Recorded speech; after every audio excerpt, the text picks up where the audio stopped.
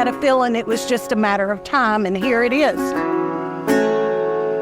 It's just this huge relief to finally know that somewhere, something is being done. It's almost like a branch hanging in a tree, and it's going to fall, but we don't know when. The high wind is coming, and now may be the time that the wind blows that broken branch down.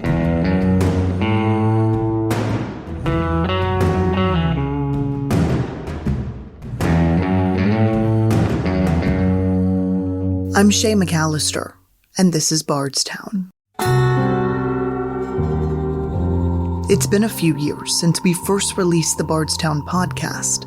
If you haven't already, go back and listen to Season 1, where we detail the ambush shooting of Bardstown police officer Jason Ellis, the gruesome torture and murder of Samantha Netherland, a Nelson County high school student, and her mother, special education teacher Kathy Netherland, the disappearance of mother of 5, Crystal Rogers, and 1 year later, the murder of her father, Tommy Ballard. I never dreamed in 100 years something like this would ever happen to us.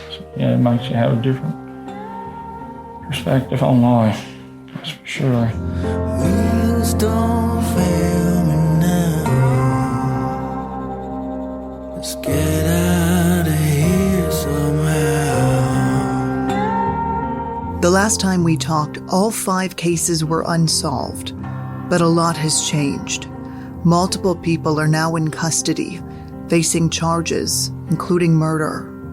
New details from police are filling in gaps with important plot lines. Some people have suspected for years. Others caught everyone by surprise. But before we get to that, a reminder of who I am. I'm an investigative journalist for WHAS 11, a TV station in Louisville, Kentucky. I started reporting on the Bardstown cases in 2015.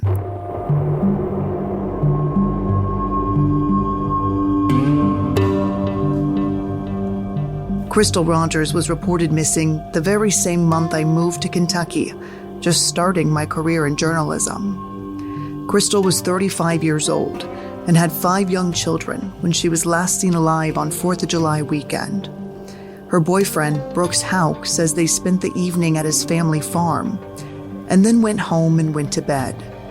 In a police interview, he claimed she was gone when he woke up the next morning, but he didn't call her or police. Crystal wasn't reported missing until her family got suspicious when they hadn't heard from her.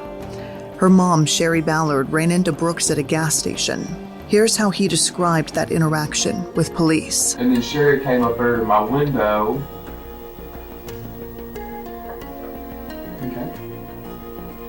And asked me if I had seen Crystal.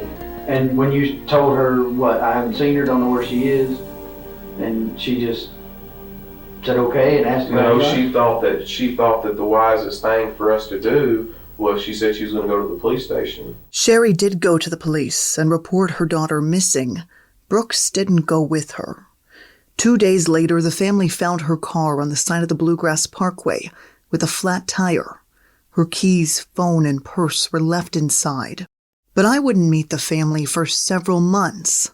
On Thanksgiving Day, when I spent the day with her parents, reporting on their first holiday without their daughter. They know who they think did it, and these people are going on with their everyday life, and they've got their family enjoying Thanksgiving today, and we don't have Crystal. Their passion to find their daughter and description of the mysterious circumstances around her disappearance drew me in. I wanted to know more about the case and the other odd, unsolved cases in the small community of Bardstown, deemed America's most beautiful small town. Since then, I've built relationships with sources close to the investigation, and I've kept in touch with the families. I, like most people in this community, have been waiting for the day the puzzle pieces started falling into place. Well, now, that day seems closer than ever before. The best place to begin this latest chapter of developments is the beginning of 2023. when we'd got word of a new face joining the web of agencies and investigators working in Bardstown. Shane Young, the lead prosecutor in Hardin County, a neighboring county to Nelson County, was appointed to bring charges in 3 of the Bardstown cases: Crystal Rogers, Tommy Ballard, and Jason Ellis. Notably, the Netherlands case was not included there. When I asked the Attorney General's office about that distinction, they said it was intentional. They were not asked to intervene on the Netherlands case. By the time I got word of the new prosecutor, he'd already been working on the investigation for some time. Sherry Ballard, Crystal's mom, told me she had met with him multiple times to discuss her daughter and her husband's case. She said she was confident he was taking it seriously, and she was expecting an arrest. I think things are coming together, and I think I'm headed in the right direction. After 7 years, I'm finally headed in the right direction. I have a good team, I'm in a good place, and now to move forward. That was January, and as the months rolled on, the case grew quiet.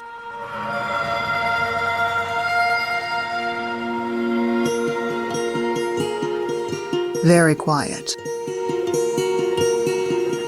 For the first time in the 3 years since the FBI took the lead on Crystal's case, there was no visible signs of investigation. No search warrant served in the eye of the public, no digs alerted by the FBI, no evidence collected and sent to the forensic lab, at least none that we knew about. Until 9 months later, when September brought big news. Breaking news and a huge development in the story so many of us have been connected to for so many years. We have learned police have made an arrest connected to the Crystal Rogers case, the disappearance of Crystal Rogers.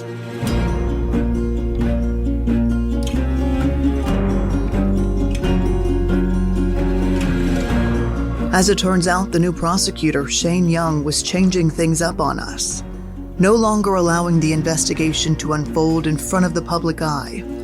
But he was working, and a man named Joseph Lawson was the very first sign of that. Attorney Kevin Coleman is confirming that his client, Joseph Lawson, has been indicted in connection to the disappearance of Crystal Rogers. According to court documents, Lawson is charged with conspiracy to murder and complicity tampering with physical evidence. The news broke late, after 10 at night. At that point, the courts were closed, and we'd have to wait until the next morning to get more information. But that morning, news of the arrest spread fast, and for many in the small community of Bardstown, it was considered good news. I was at work when I first heard, and I literally jumped out of my chair. A lot of expletives. It's unreal. It's surreal. Someone texted my daughter with that information, and I think we were both shocked and relieved if, in fact, they have the right person. Next to the shock and the relief was the confusion. Who was Joseph Lawson? And how was he connected to Crystal? The only connection we could find at the time was with his father, Steve Lawson, a former employee of Brooks Houck. During a 2015 police interview, Nelson County Sheriff's Deputy John Snow asks Brooks about a late-night conversation on the night Crystal disappeared. The detective explains he saw the 13-second phone call in Brooks' phone records, and he asked Brooks, who would have been calling him at midnight? There appears to be a phone call around midnight. All right. On Friday night, Saturday morning. All right. I'm talking about on your way home, basically. All right. Do you know who that person was that called me around midnight? Do you remember taking a phone call? Can you just call the number back? I could. I could. What's the phone number? Yeah, look at my phone, but I don't remember that. You don't remember getting a phone call on the way home? Mm-hmm. Would it be unusual for you to get a phone call at midnight? I mean, it is for me, and I work for the sheriff's office. I get calls quite regularly. It was a pretty short phone conversation is the only reason I asked it. Mm-hmm. Kind of unusual to get a 13-second phone conversation at midnight. It is for me. It may not be for you. But.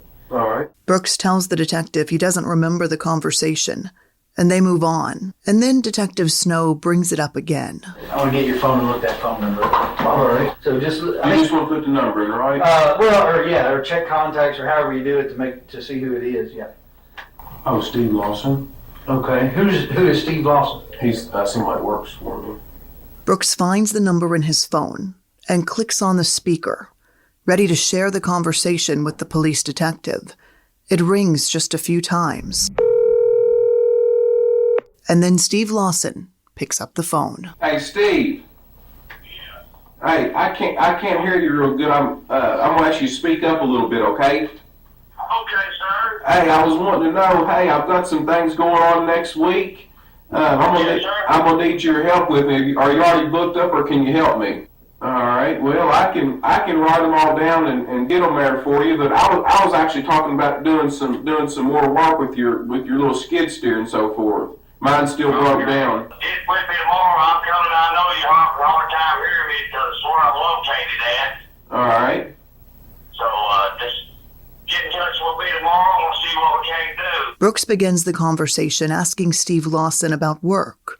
He mentions a certain piece of machinery and asks if Steve can help with an upcoming job. Steve agrees and then shifts the conversation. He tells Brooks he's sorry for what he's going through, and he has him in his prayers. I just want to tell you I'm sorry about everything that's going on in your life, brother, and I got you in my prayers.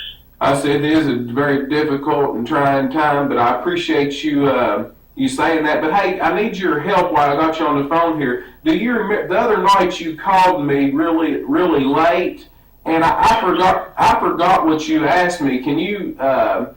I guess we wasn't on the phone. I might have been tired. I know it was pretty late at night. Can you remember what you asked me or what you were after? I can't remember. Yes, sir, I can. I called to ask you for them numbers for a house. Oh, for a rental house. Yes, sir. And what did I forgot? What did I tell you? You told me that you would call. What's her name? Katie or whatever. She handles all that. Crystal.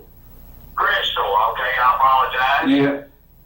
And she said she handles all that, and that you would get back with me on it. All right. Thank you so much, now. Hey, if there's anything I can do, you give me a call. Thank you. You have a good night now. Yes, sir. God bless you. Thank you. Brooks ends the phone call, and Detective Snow looks perplexed. He's just realized something odd about that conversation. Steve Lawson told Brooks he had called him with a question for Crystal, and Brooks told Steve he'd have to call Crystal and then get back to him. But Detective Snow wonders if Crystal was in the car with him, as he stated earlier in the interview. Why would Brooks need to call her? Okay. So that begs a question in my mind. All right. If she's in the truck next to you when he called, why would you need to call her about getting numbers for rental property? Because being that late at night, we're headed to the house. You know, I just wouldn't. She normally is not going to deal with stuff that late. And I mean, I probably didn't even look at the phone to see who it was calling me. I'm sure I just answered it. You know. But he said you told him that you'd need to call her. All right. Why would you need to call her? I mean, that's an odd phrase for someone who's sitting next to you in the truck. Do you understand? You see what I'm saying? Yeah, I see exactly what you're saying. I mean, that's what if that right there is what I told him, that right there is what I told him. We wasn't on the phone that long, but normally I would just, she handles all that, and that's what I would do. She's not going to want to mess with that kind of stuff that late. I'm sure I probably tried to answer the phone really quickly, so that it wouldn't, a lot of times after I get moving, Eli goes to sleep, you know. Sometimes he goes to sleep in the truck, sometimes he doesn't. So if you want to call him, you got his number and everything. If you want to call him, you know, you can call him. What do you think happened? I'm shocked. I do not know. There's no mention of Joseph Lawson, but there is evidence his dad knew Brooks, and they spoke on the night that Crystal disappeared. We asked Crystal's family if they recognized the name. They only knew of the same connection between his dad and Brooks Houck. So what do we know about Joseph Lawson? On his first court date, he appeared in front of a judge over video from a hospital bed. The 32-year-old from Nelson County is a paraplegic. Those who know him tell us he was constrained to a wheelchair after an accident several years ago, but that injury happened years after Crystal disappeared.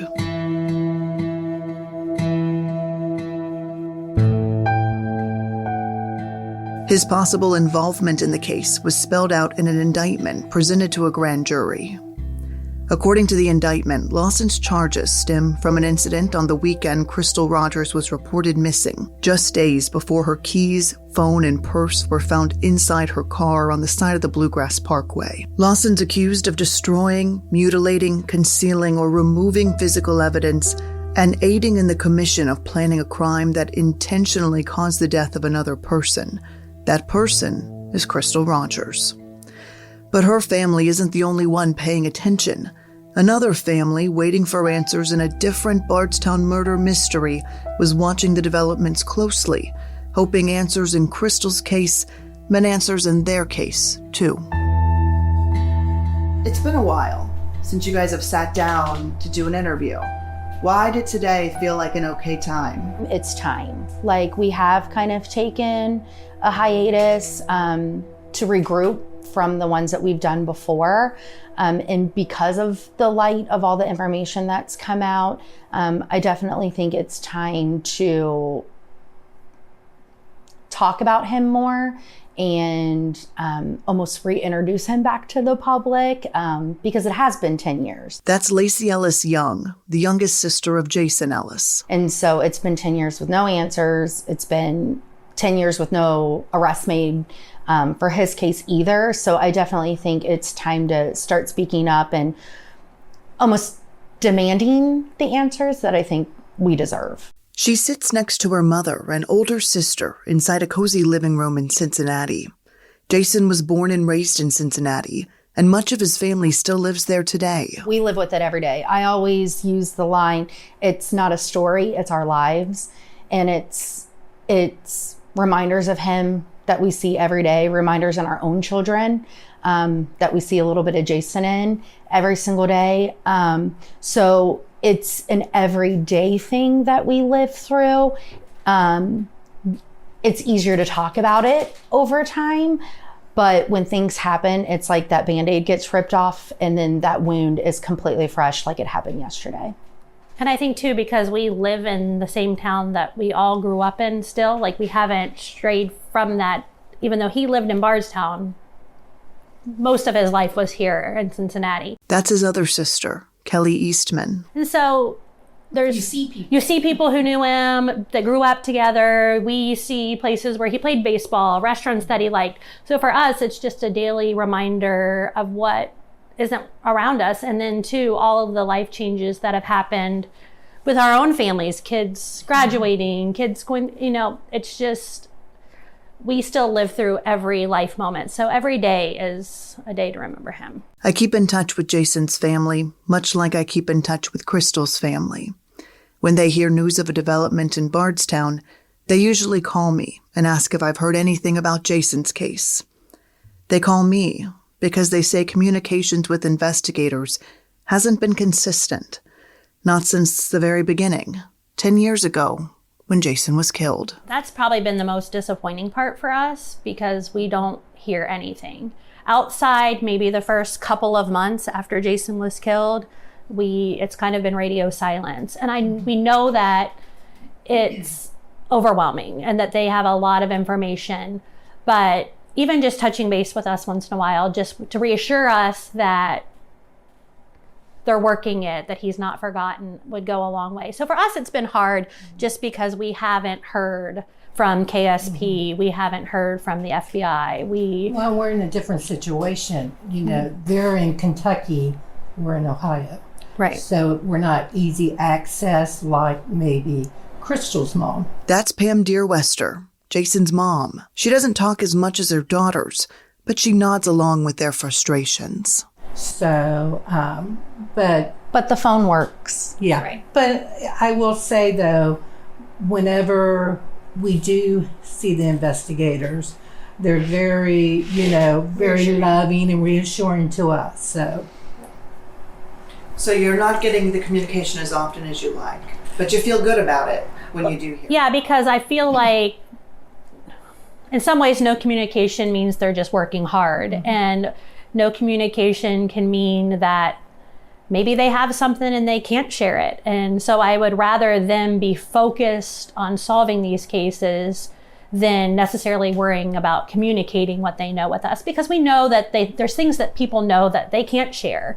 And we're not looking for that either. I think for us, we're just looking for reassurance that he's not forgotten. It's hard not to be caught off guard though. You know, you scroll Facebook or pop on the news and then it's all these developments and you're like, oh, well, I just got this news article from a friend and an investigator can't even call me and tell me that this is kind of coming down the pipeline. So it's hard not to get caught off guard. And I think for me, that's the most disappointing part, because you get in a good place and then I scroll Facebook and then I see all this information, or that Jason's picture is on the FBI or, homepage and stuff like that. So it's hard not to get caught off guard and then be disappointed, because it's like we had no clue. And then you get messages and, hey, did you see this? I saw it like you did. Like, I don't hear anything. So That'd be a little difficult. Yeah. It's a good thing and it's a bad thing. I mean, it's a good thing knowing that they are still working Jason's case and we're keeping Jason alive, but it's a bad thing because, it's a loved one to us that will never come back. Just sitting here, it just brings up a lot of emotions. Do you feel like an arrest in Crystal's case is bringing you closer to some movement in Jason's? I think it's hard for us because there hasn't been a lot of new information on Jason's case from the very beginning. We've kind of been at a standstill from the beginning. And so for us, there's a possibility that the cases are connected. And so for us, that makes us very hopeful that if they can make traction on one, that it'll bring answers for others. But then also it could not be connected. And then where does that leave us when there's not been any new information on Jason's case? So for us, it does, like Lacey said, makes us extremely hopeful that answers in one case will bring answers in another case. But then too, it's hard to open yourself up again to know we might be right back where we started. It definitely takes an emotional toll, because you're so happy because Sherry deserves answers, but we also deserve answers, and so do the Netherlands. So it definitely makes you happy for that person, because it's like, man, yes, like finally something, like we're getting somewhere. But it's hard not to be disappointed, because if they aren't connected, then we're still at square one where she's kind of moved ahead. And then also too, to know that new developments can happen 8 years down the road, like in Crystal's case, that they are able to find connections and answers, then what's that to say that they can't find information from 10 years ago? Still, they don't shy away from possible connections. Both sisters believe their brother's murder may have ties to the people responsible for the disappearance of Crystal and the murder of her father, Tommy Ballard. There seem to be similar people connected to each case in some ways. So without saying too much. I think at the end of the day, I think there might be a connection between all of them when push comes to shove. It may not be a large connection, but you know how small Bardstown is, right? The pools run tight and the pools run small. So there's probably circles that everybody ran in that I think could connect them. It's just hard not to find similarities among all the cases to not think in that direction. And without saying any of those names, you think some of these names might be involved? Oh, yeah. The names people have heard in another case could be involved in Jason's? I think absolutely. It's hard not to. Yeah. So when the FBI took over Crystal's case in 2020, they made it clear they were taking over Crystal's case, but they were going to be working leads and tips on the other cases. How did you guys feel about that news? we were excited for Sherry that something more substantial was happening. It's a hard situation because we were able to say goodbye to Jason. She was not able to say goodbye to Crystal. There's definitely different answers that need to be answered there. And I hope that it brings them that closure.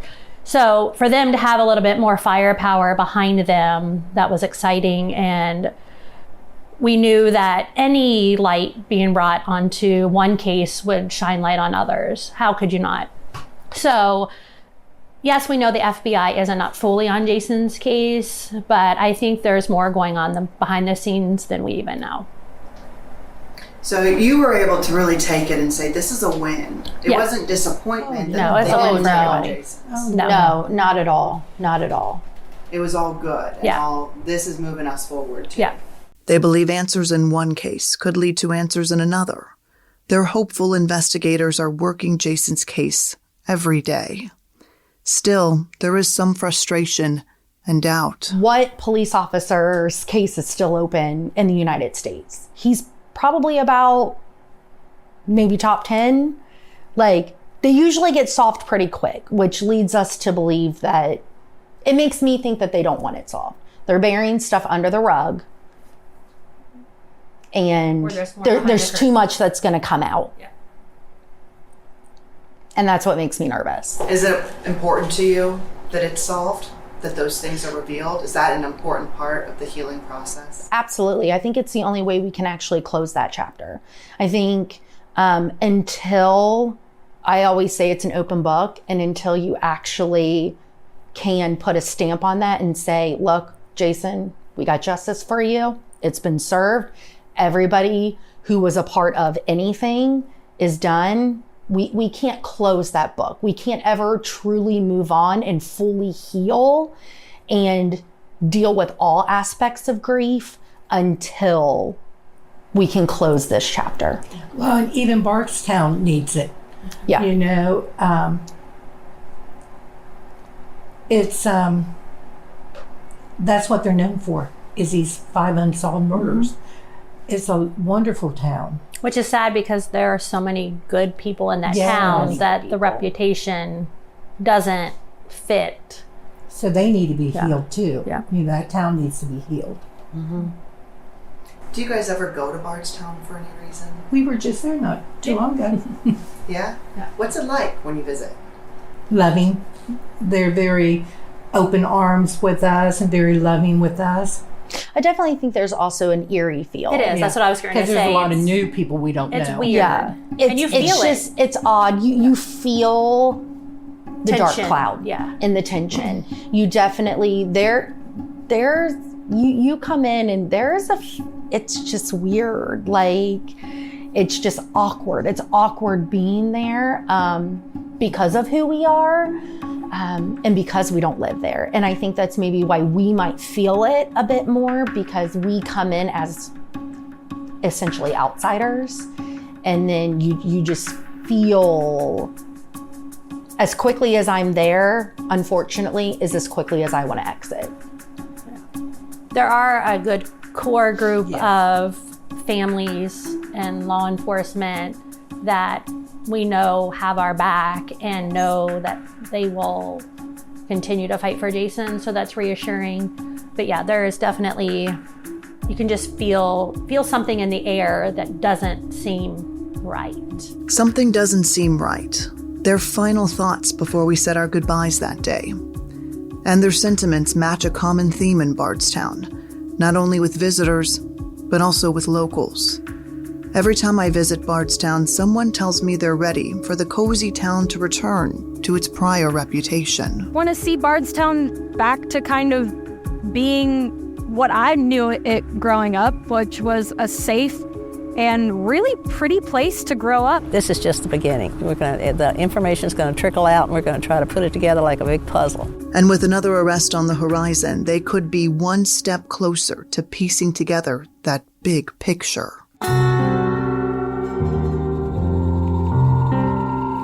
Next time on Bardstown. Now, another major new development in the Crystal Rogers murder investigation. Police arresting Steve Lawson today. The Nelson County grand jury indicting Lawson on 2 charges: conspiracy to commit murder and tampering with physical evidence. Steve Lawson is taken into custody, and his attorney is talking. From your understanding, was Stephen Lawson involved in the death of Crystal Rogers? No, he was not. What do you think his connection is to this case? He was an employee, part-time employee of Houck, and he had an association with Houck. Mr. Houck has had conversations with him about Crystal, and that's the extent of my client's involvement. And what about Steve's son? Steve's son, I'm not sure about the evidence that they have against Steve's son. I know that he's extremely involved. Bardstown is a WHAS 11 news production, written by me, Shay McAlister, and edited by WHAS 11 chief photojournalist Philip Merle. Visit our website, WHAS11.com, where you'll find more background on the cases we cover and exclusive visual elements that support what we discuss. Let's get out.